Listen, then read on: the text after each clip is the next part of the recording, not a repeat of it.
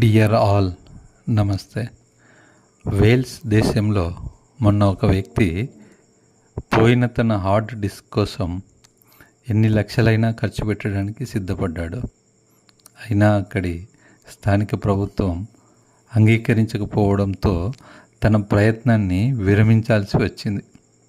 ఇంతకు ఒక hard disk కోసం ఎంతైనా ఖర్చు పెట్టడానికి అతను ఎందుకో సిద్ధపడ్డాడనేగా మీ సందేహం. అక్కడికే వస్తున్నాను. ఈ సంఘటన ప్రస్తుత కాలంలో డిజిటల్ అసెట్స్ యొక్క ప్రాముఖ్యతను చెప్పకనే చెబుతుంది. అదేంటంటే, ఒక ఐటీ ఉద్యోగి 2013 సంవత్సరంలో 8,000 బిట్కాయిన్లకు సంబంధించిన కీలను తన హార్డ్ డిస్క్లో పెట్టి భద్రపరచడం జరిగింది.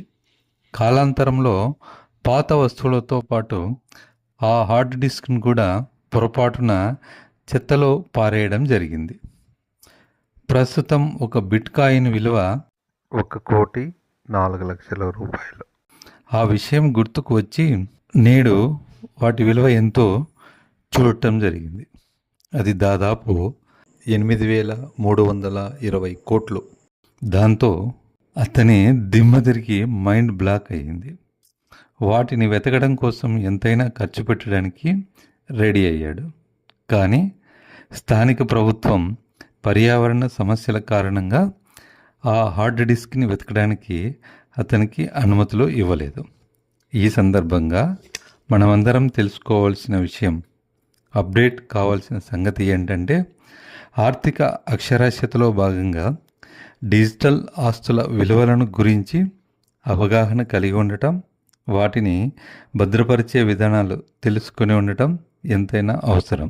మరి ఆలస్యం ఎందుకు? డిజిటల్ ఆస్తులు అంటే ఏమిటో, వాటిని ఎలా నిర్వహించాలో, ఎలా భద్రపరచుకోవాలో, ఎలాంటి జాగ్రత్తలు తీసుకోవాలో తెలుసుకుందాం రండి. డిజిటల్ అసెట్స్ అంటే ఏమిటి? డిజిటల్గా నిల్వ చేయగలిగి ఉండి, విలువ ఉండి, హక్కుదారుగా ఉండగలిగే మరియు ఎలక్ట్రానిక్గా ఉపయోగించగల లేదా బదిలీ చేయగల సామర్థ్యాన్ని కలిగి ఉన్న ఏదైనా కంటెంట్ లేదా అంశాన్ని డిజిటల్ అసెట్ అనవచ్చు. డిజిటల్ అసెట్ లక్షణాలు: డిజిటల్గా నిల్వ చేయబడటం, విలువను కలిగి ఉండటం, గుర్తించగలగటం, సొంతం చేసుకోగలగటం, బదిలీ చేయగలగటం మొదలైనవి. రకాలు: క్రిప్టోకరెన్సీలు, టోకెన్లు, NFTs, non fungible tokens, digital documents, వీడియోలు, ఆడియోలు, ఫోటోలు, డొమైన్లు, డిజిటల్ ఆర్ట్లు, సాఫ్ట్వేర్లు, లైసెన్స్లు, data and databases, social media accounts like Instagram, Facebook, YouTube, Gmail, ETC, tokenised real assets మొదలైనవి. How to secure digital assets? Using strong passwords. So minimum 12 characters పైగా ఉండాలి. Never reuse same password for multiple accounts. So ఒకే పాస్వర్డ్ని 2 లేదా అంతకంటే ఎక్కువలకి వాడకూడదు. Enable 2 factor authentication. 2 అంచెల భద్రతా ప్రమాణాలు పాటించడం. అంటే లాగిన్తో పాటు ఎస్ఎంఎస్ ఆర్ ఈమెయిల్ ద్వారా ఓటీపీ పొంది వాటిని ఎంటర్ చేయగలగటం. Use secure backups.